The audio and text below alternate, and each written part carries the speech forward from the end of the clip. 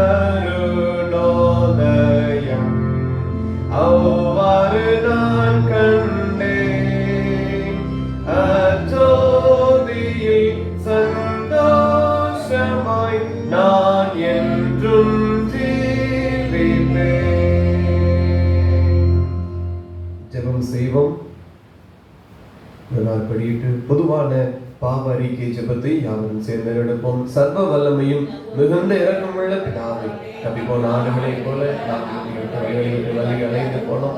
இருதயத்தின் யோசனைகளுக்கும் விருப்பங்களுக்கும் மிகவும் இணைய நடந்தோம். பரிசுத்த கற்பனைகளுக்கு விரோதமாய் குற்றம் செய்தோம். செய்யத்தக்கவைகளை செய்யாமல் செய்யத்தகாதவைகளையே செய்துவதும் எங்களுக்கு சொல்லுமே இல்லை. ஆனாலும் நாங்கள் மூலமாய் மனிதருக்கு அருளிச்சத வாக்குறுதிகளின்படியே முன்பாக்கியுள்ள குற்றவாளிகளாகிய எங்களுக்கு இறங்கும். தப்பினர்களை அறிக்கைகளை எங்கள் மேல் பொறுமையாகும். பாவத்தின் துக்கப்படுகிற எங்களை சீர்படுத்தும். மிகவும் இறக்கமுள்ள பிதாவே, நாமத்துக்கு மகிமை உண்டாகும்படி நாங்கள் நேரப்படுத்தி நீதியும் தெளிந்திருக்கின்றவர்களாய் இயேசு கிறிஸ்துவின் கிருபை செய்திடணும். ஆமென். தேவனே, எப்பொழுதும் இரக்கம் செய்கிறதும் மன்னிக்கிறதும் உமக்கு சுபாவமும் லட்சமாய் இருக்கிறதினால் எங்கள் தாழ்மையான விண்ணப்பங்களை ஏற்றுக்கொண்டு எங்கள் பாவங்களாகிய சங்கிலினாலே நாங்கள் கட்டுண்டவர்கள் ஆகினும் உருக்கமான மிகுந்த இரக்கத்தினாலே எங்களை கட்டவிழ்த்து விடுதலையாக்க வேண்டும் என்று எங்கள் மத்தியஸ்தரும் எங்களுக்காக பரிந்து பேசுகிறவருமாகிய இயேசு கிறிஸ்துவுக்கு மகிமை உண்டாக வேண்டிக் கொள்கிறோம். ஆமென். பரமண்டங்களில் இருக்கிற எங்கள் பிதாவே, நாமம் பரிசுத்தப்படுவதாக, ராஜ்யம் வருவதாக, சித்தம் பரமண்டலத்திலே செய்யப்படுவது போல பூமியிலும் செய்யப்படுவதாக.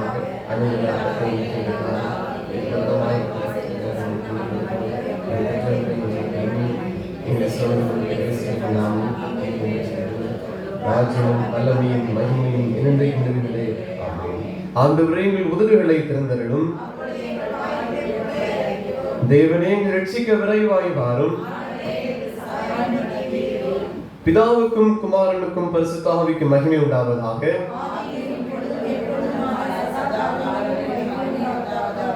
கர்த்தரை துதியுங்கள். முறை முறையாக வாசிக்கின்ற தெரிந்து கொள்ளப்பட்ட சங்கீதம் 51ஆம் சங்கீதம். சங்கீதம் 51ஐ முறை முறையாக வாசிப்போம். தேவனே, உமது கிருபையின்படி எனக்கு இரங்கும், உமது மிகுந்த இரக்கங்களின்படி என் மீறுதல்கள் நீங்க என்னை சுத்திகரியும். என் மீறுதல்களை நான் அறிந்திருக்கிறேன், என் பாவம் எப்பொழுதும் எனக்கு முன்பாக நிற்கிறது.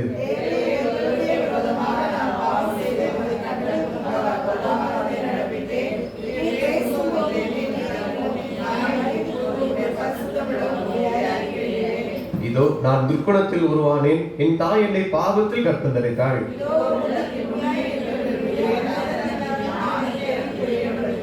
நீர் என்னை ஈசோப்பினால் சுத்திகரியும், அப்பொழுது நான் சுத்தமாவேன். என்னை கழுவி அருளும், அப்பொழுது நான் உறைந்த மழையிலும் வெண்மையாவேன்.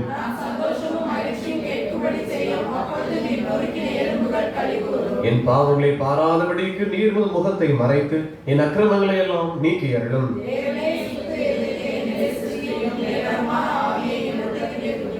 உமது சமூகத்தை விட்டு என்னை தள்ளாமலும் உமது பரிசுத்த ஆவியை என்னிடத்திலிருந்து எடுத்துக் கொள்ளாமலும் இரும்.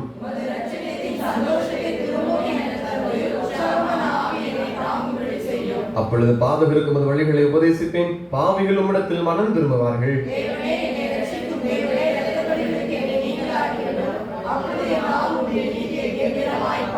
ஆண்டவரே, என் உதடுகளை திறந்தருளும், அப்பொழுது என் வாய் உம்முடைய புகழை அறிவிக்கும்.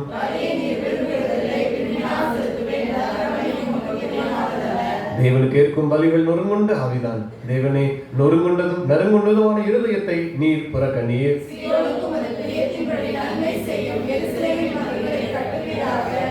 வாசிப்போம். அப்பொழுது தகன பலியும் சர்வாங்க தகன பலியும் ஆகிய நீதியின் பலிகளில் பிரியப்படுவேன்.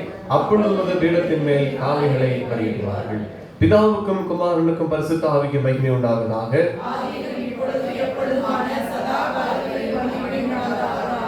நம்முடைய விசுவாசத்தை அறிக்கை செய்வோம். வானத்தையும் பூமியையும் படைத்த சர்வவல்லமையுள்ள பிதாவாகிய தேவனை விசுவாசிக்கிறேன். அவருடைய ஒரே குமாரனாகிய நம்முடைய நாதர் இயேசு கிறிஸ்துவை விசுவாசிக்கிறேன்.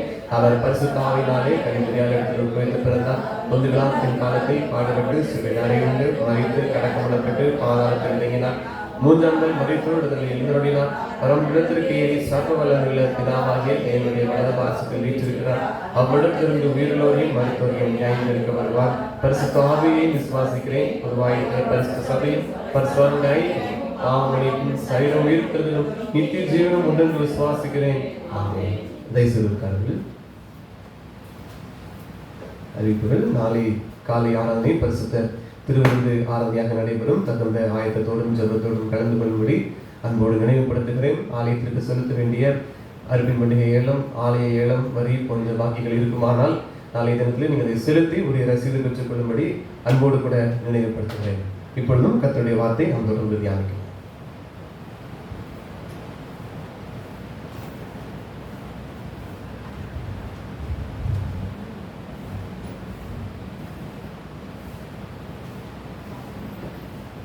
ஆண்டவராகிய இயேசு கிறிஸ்துவின் நாமத்தினாலே மீண்டும் உங்களை அன்போடு ஞாபகப்படுத்துகிறேன், வாழ்த்துகிறேன். நாம் இந்த நாட்களில் வந்து ராஜாக்களை குறித்து வேதாகமத்தின் மூலமாக நாம் தியானித்து வருகிறோம். இன்றைய தினத்திலே யெரொபெயாம் என்ற ராஜாவை குறித்து நாம் பார்க்க இருக்கிறோம். ஒருவேளை உங்களுக்கு யாராவது இந்த ராஜாக்களை பற்றி பேசும்போது உங்களுக்கு ஏதாவது சந்தேகங்கள் இருந்தால் அதை எங்களிடம் கேட்டால் அதை நாங்கள் நிவர்த்தி செய்வோம். ஒருவேளை உங்களுக்கு ஏதாவது சந்தேகங்கள் இருக்குமாயின் அதை எங்களிடம் தெரியப்படுத்துமாறும் கேட்டுக்கொள்கிறேன். நேற்றைய தினத்திலே நம்ம வந்து இந்த சாலமோனுடைய தீய குணங்கள் அல்லது அவன் செய்த பாவங்களை குறித்து நாம் பார்த்தோம். அதில் ஒரே ஒரு பாவம் நான் நேற்றைய தினத்தில் நேரமானதுனால சொல்லலை. அது மட்டும் இந்த நாள் பார்த்து யெரொபெயாமுக்கு போகலாம். அவருடைய 6வது தீய குணம் அல்லது அவர்களுடைய பிரச்சனை என்னன்னா, கடைசி நாள்களில் இந்த ராஜா ஏராளமான விரோதிகளையும் பகைகளையும் உண்டாக்கி கொண்டான். அநேக பகைவர்களையும் அல்லது விரோதிகளையும் உருவாக்கிய ஒரு சாலமோன். ஏன்னா அவனுடைய ஆட்சி சரிவுக்கு வருகிற நேரத்தில் அநேகர் அவனுக்கு எதிராக இருந்தார்கள். ஆண்டவரே அவனுக்கு எதிராக விரோதியை அனுப்பி வைத்தார். நீங்கள் 1 ராஜாக்கள் 11ஆம் அதிகாரம் 24, 25 வசனத்தை பார்த்தீங்கன்னா 1 ராஜாக்கள் 11. தாவீது சோபாவில் உள்ளவர்களை கொண்டு போடுகையில் அவன் தன்னோடே சில மனுஷரை சேர்த்து கொண்டு அந்த கூட்டத்துக்கு தலைவனானான். இவர்கள் தமஸ்குக்கு போய் அங்கே குடியிருந்து தமஸ்குவில் ஆண்டார்கள். ஆகார் பொல்லாப்பு செய்ததும் அல்லாமல் ரேசோன் சாலோமோனுடைய நாளெல்லாம் இஸ்ரவேலுக்கு ஜோதியாக்கி சீரியாவின் மேல் ராஜாவாய் இருந்து இஸ்ரவேலை பகைத்தான். இப்போ பாருங்க, ஒவ்வொருத்தரும் பகைக்க ஆரம்பிச்சிட்டாங்க. அப்ப இஸ்ரேல் தேசம் முழுமே பகைக்கப்பட்டு யுத்தத்துக்கு காரணமாக மாறி போனது.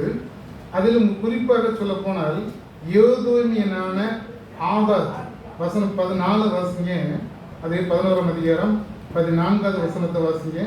ஏதோமியனாகிய ஆதாத் என்னும் ஒரு விரோதியை சாலோமோனுக்கு எழுப்பினார். சாலமோனுக்கு ஒரு விரோதி வர்றார். அவன் நினைக்கிறான் சாலமோனுக்கு எதிராக பிரச்சனைகளை பண்ணுகிறான். இது கர்த்தர் அனுப்பி வைத்தது. அதே போல இன்னொரு நபரையும் அனுப்பிக்கிறார் பாருங்க. 23வது வசனத்துல பாருங்க.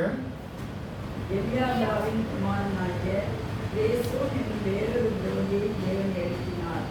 பிரேசோன் அப்படின்னு சொல்லி வேறொரு விரோதியும் தேவன் எழுப்பி வைக்கிறார். அது போதாதுன்னு பாருங்க, அவங்க ஊழியக்காரன் இருக்காங்க பார்த்தீங்களா, யெரொபெயாம். வசனம் 26வது வசனத்தை வாசிங்க. சேரேரில் உள்ள எப்ராயிம் மனுஷனாகிய நேபாத்தின் குமாரன் யெரொபெயாம் என்னும் சாலோமோன் ஊழியக்காரனும் ராஜாவுக்கு விரோதமாய் கையெழுத்தான். அது தாய் செல்வாள் போதும். அவன் ஊழியக்காரன் நினைச்சிடான், அவனுக்கு எதிராக புறப்பட்டுட்டான். அது வரைக்கும் நல்ல ஒழுங்கா இருந்து வேலை செய்த ஊழியக்காரன் தான். ஆனா கடைசி நாடுகளில் இந்த சாலோமோனுக்கு எதிராக தான் நினைச்சிடான் பிரச்சனைகளை கிளப்பி யுத்தத்தை உண்டாக்குவதற்கு காரணமாக இருந்தவனும் இந்த ஊழியக்காரன் தான். இவர் தான் நினைச்சிரு பின்னாளில் வந்து ராஜாவாக மாறுகின்றார். இப்படி இந்த சாலோமோனுடைய காலங்களில் எல்லாம் அவன் நினைச்ச தவறான நடவடிக்கைகளை மேற்கொண்டது நிமித்தம் ஆண்டவர் அவன் மேல் கோபப்பட்டு அவனுடைய ராஜ்யபாரத்தை பிடுங்க ஆரம்பிக்கிறார். ஆனா அவன் சொல்றாரு, ராஜ்யபாரத்தை உன் கையில இருந்து நினைச்சபடி நான் பிடுங்க மாட்டேன், ஆனா உன்னுடைய மகன் கையில இருந்து பிடுங்குவேன் அப்படின்னு சொல்லி ஆண்டவர் சொல்லுகிறார். இதையும் நம்ம பார்க்கறதாக இருந்த 1 ராஜாக்கள் 11ஆம் அதிகாரம் 29வது வசனத்திலிருந்து 33வது வசனத்து வரை நம்ம இதை பார்க்கலாம். இங்க என்ன நடக்குனாக்கி, ஒரு முறை இந்த யெரொபெயாம் எருசலேமில் இருந்து வெளியே வாரான். வரும்போது சீனோனியனான அகியா என்னும் தீர்க்கதரிசி அவனுக்கு எதிர்கொண்டு வாரான். இந்த தீர்க்கதரிசி என்ன பண்றாரு, ஒரு புது சால்வையை போட்டு வந்துட்டு இருக்காரு. இவங்க 2 பேரும் ஒரு தோட்டத்தில் உட்கார்ந்து தனிமையாக பேசி கொண்டு இருக்கும்போது இந்த தீர்க்கதரிசி என்ன பண்றார், தன்னுடைய சால்வை 12 துண்டுகளாக கிழிக்கிறார். 12 துண்டுகளாக கிழித்து 10 துண்டுகளை இந்த யெரொபெயாம் வசம் கொடுத்து, இதை நீ வைத்துக்கொள். ஆண்டவர் என்ன சொல்றாரு, 10 கோத்திரங்களை உனக்கு தருவேன்னு சொல்றாரு. பாக்கி இருக்க ஒரு கோத்திரம் மட்டும் சாலமோனுக்கு இருக்கும். ஏன்னா சாலமோனுக்கு எல்லாத்தையும் ஆண்டவர் கொடுங்கல. ஏன்னா தாவீது வந்து ஆண்டவருடைய பார்வைக்கு நல்ல காரியங்களை செய்ததுனால அவனுடைய காரியத்தின் நிமித்தம் சாலமோன் கையில இருந்து முழு கோத்திரத்தையும் கொடுங்கல. அப்ப ஒரு கோத்திரம், அதோட பெனிமின் கோத்திரம், 2 கோத்திரம் அவங்க வசமாக இருக்கு. பாக்கி உள்ள 10 கோத்திரங்கள் எல்லாத்தையுமே இந்த யெரொபெயாம் எடுத்துக்கொள்கிறான். இதை வந்து ஏன் எடுத்துக்கொண்டான் அப்படிங்கிறதுக்கு காரணம், அந்த பிரிக்கப்பட்டதுங்கிற காரணத்தை இந்த தீர்க்கதரிசி சொல்லுகிறார். அவன் வந்து அந்த கர்த்தருக்கு அருவருப்பான காரியங்களை அல்லது அவருக்கு அருவருப்பான அநேக சிலை வழிபாடுகளை மேற்கொண்டது நிமித்தம் ஆண்டவர் அவனுக்கு இந்த காரியத்தை செய்கிறார் அப்படிங்கிறதையும் இந்த தீர்க்கதரிசி யெரொபெயாம் மட்டும் சொல்லிட்டு இருக்கார். இது நிமித்தமாக சாலமோனுக்கு இந்த யெரொபெயாம் மேல கோபம் வருது. கோபம் வந்து அவனை கொலை செய்வதற்காக வகை தேடி கொண்டு இருக்கிறார். அந்த நேரத்தில் இவர் என்ன பண்றாரு, இவர் அங்கே இருந்து நேரே வேற ஊருக்கு எகிப்துக்கு கிளம்பி போயிடுறாரு. ஆண்டவர் சொல்லும்போது சொல்வாரு, இந்த அஸ்தரோத், அதே போல காமோஸ், அதே போல மில் சோமன், இவங்களெல்லாம் இவன் வழிபடுறதுனால தான் ஆண்டவருடைய கோபம் அவனுக்கு வந்ததுன்னு இருக்கு. இப்ப 43வது வசனத்துல பாருங்க.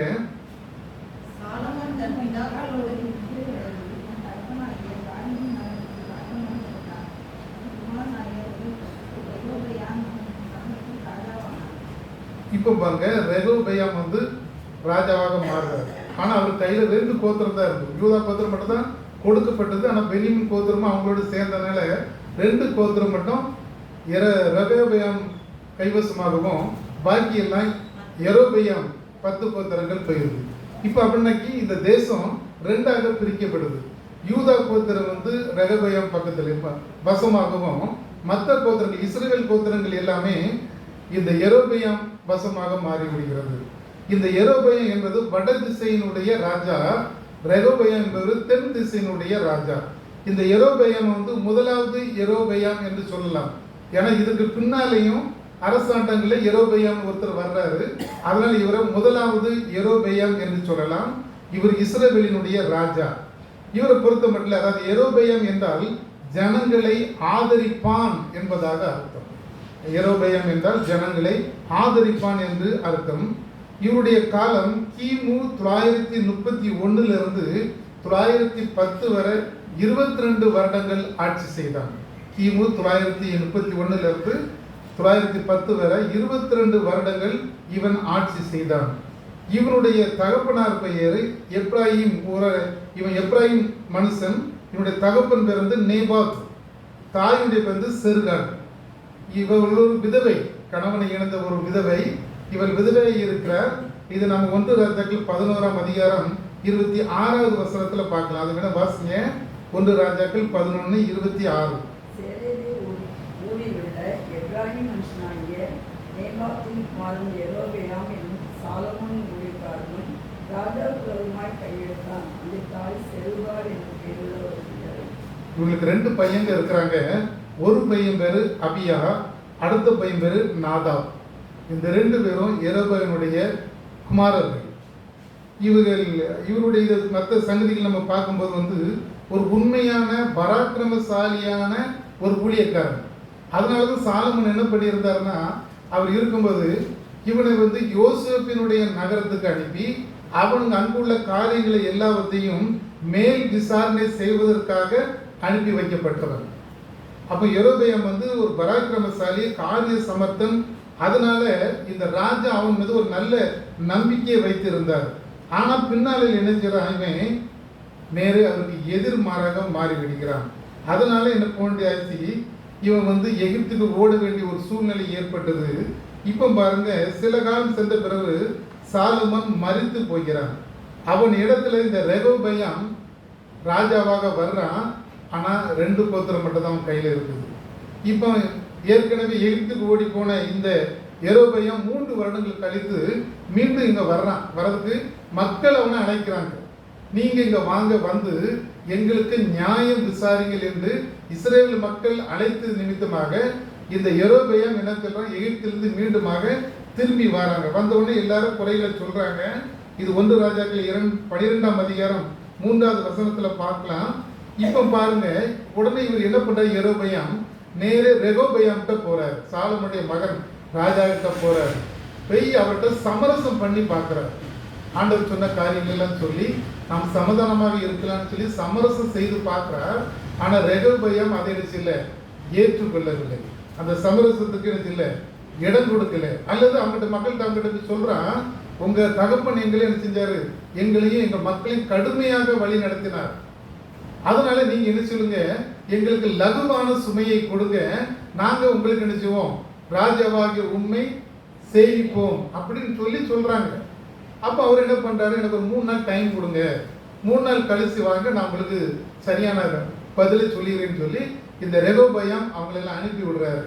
அனுப்பி விடுத்து அந்த தேசத்தில் உள்ள பெரிய மூப்பர்களிடம் நினைச்சாரு, ஒரு ஐடியா கேட்கிறாரு, என்ன செய்யலாம் அப்படின்னு சொல்லி கேட்கிறாங்க.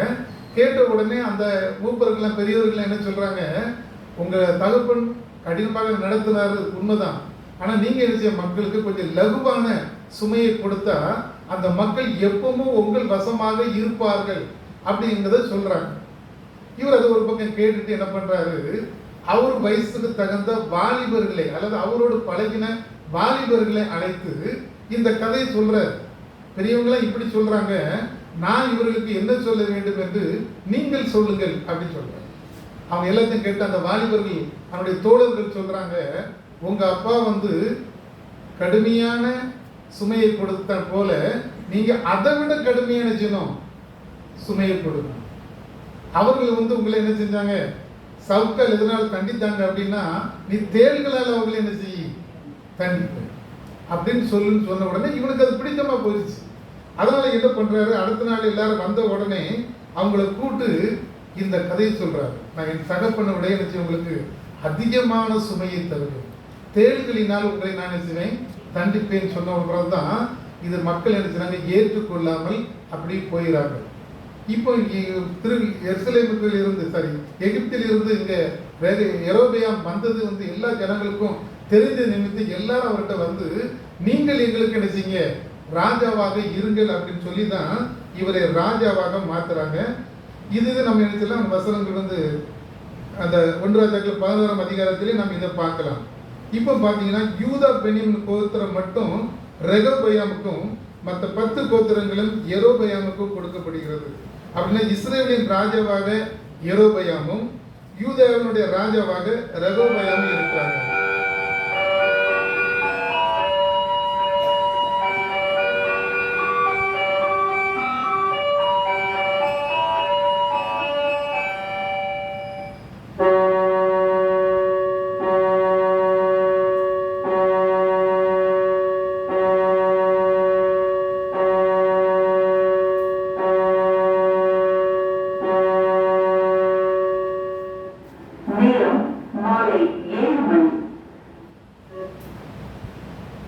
நியாயம் தண்ணீரை போலும், நீதி வற்றாத நதியை போலும் புரண்டு வர கடவுள். Amos 5:24. The Lord says, let justice roll on like a river, righteousness like a never failing stream. Amos 5:24. 1 ராஜாக்கள் 12:20 வாசிங்க. 1 ராஜாக்கள். யெரொபெயாம் திரும்பி வந்தான் என்று இஸ்ரவேலருக்கெல்லாம் கேள்வியான போது அவனை சபையினிடத்தில் அழைத்தனுப்பி அவனை சமஸ்த இஸ்ரவேலின் மேலும் ராஜாவாக்கினார்கள். இப்ப ஜனங்கள் என்ன செய்றாங்க, யெரொபெயாம இஸ்ரவேலுக்கு ராஜாவாக மாத்துறாங்க. அன்னை